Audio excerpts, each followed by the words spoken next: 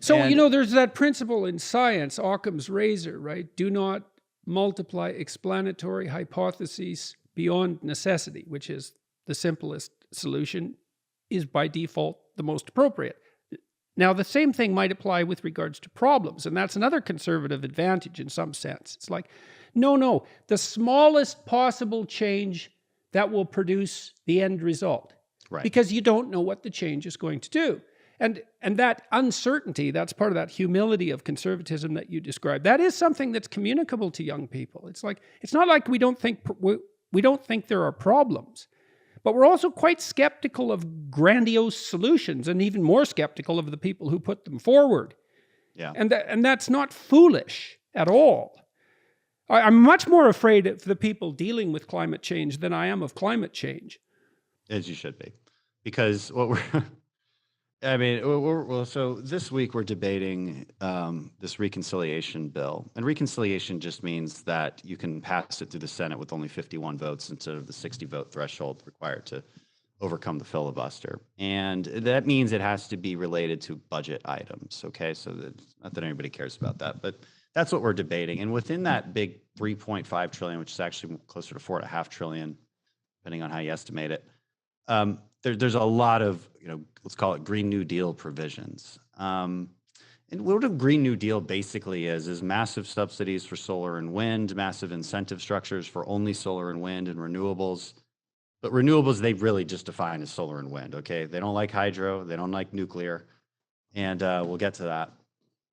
So it's that, and also a full-on attack against the oil and gas industry, which should also trouble Canadians. Hey, we're plenty troubled by it. That's for sure. Yeah. I mean, when even Trudeau is like, "Hey, why did you guys cancel the the Keystone Pipeline?" Yeah, but he's secretly happy about it. Yeah, that's true. So this simultaneous attack is unbelievably dangerous for the well-being of people across the globe. It's gonna so right away, you're going to see increases in energy prices. You already see it in places like California. How much? What are we going to see in 2 years? What do you think? $300 a barrel? Oh, oil? Geez. Yeah. No, I don't. The data I see doesn't see that, but you could get up to 90. I just read a Wall Street Journal article today that some estimates are at 90 by the end of the year, which is pretty damn high. I don't know about 300. I mean, but I don't know if they passed this bill and implemented their natural gas tax, which would put a lot of our medium-sized producers out of business. Yeah, just exactly that. And also take away the one thing that has decreased carbon emissions back to the U.S. back to 1990 levels. That's fracking. Yeah. Fracking. Now, which Democrat would have predicted that? Zero. Nobody. No one predicted that, man. And it just, how that. Nobody. Nobody. That's right. No, because it just kind of happened. Because free market. It just kind of happened, and it happened because of a government action. But the government action was just liberalizing it.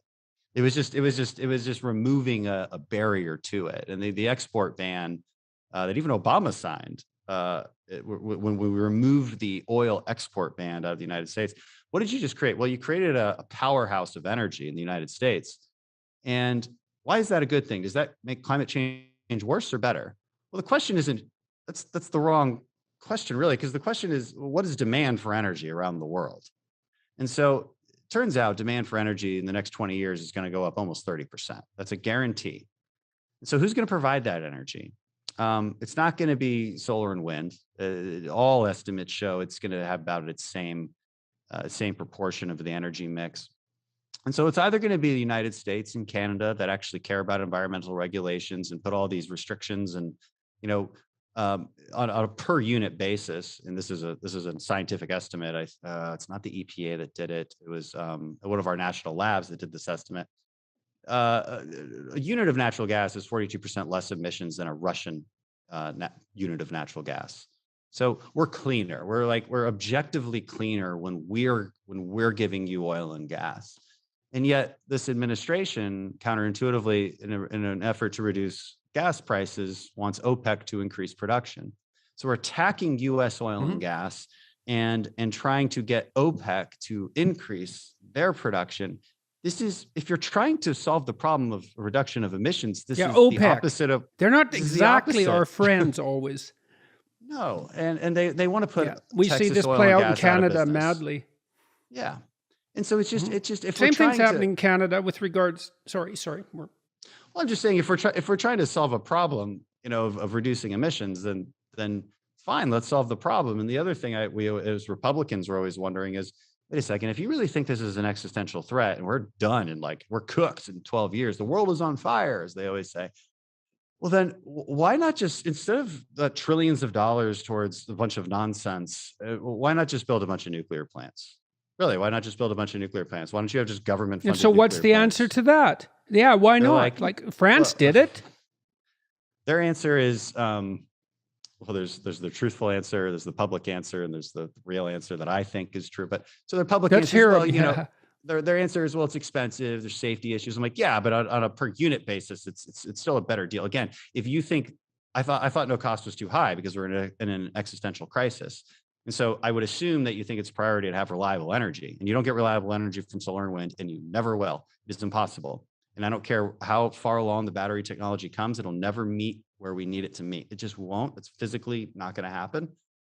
And so you need nuclear and you need gas, but they're against it. They're shutting down nuclear plants in California and New York. And it's really mind blowing. So it leads me to believe that they don't actually think it's a crisis.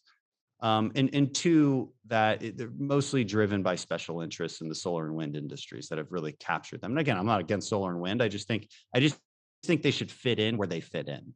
I don't think they should be over subsidized at this point. I think there should be technology neutral subsidies for carbon reduction that involve nuclear, and it also involve carbon capture for oil and gas. I mean, if the entire point is reducing carbon emissions, then let's make that the technology goal, as opposed to just renewables because it makes us feel nice. And it really is about feelings. I mean, I don't think there's any other reasoning behind it.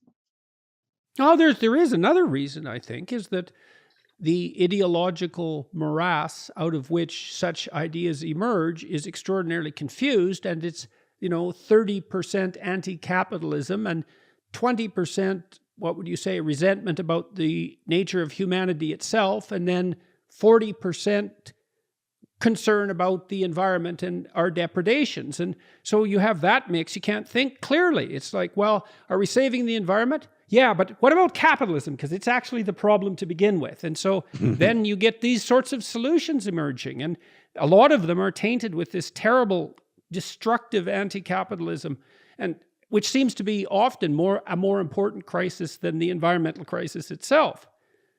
Yeah, I mean, you look at the Green New Deal and what AOC wrote up in this sort of like children's science project.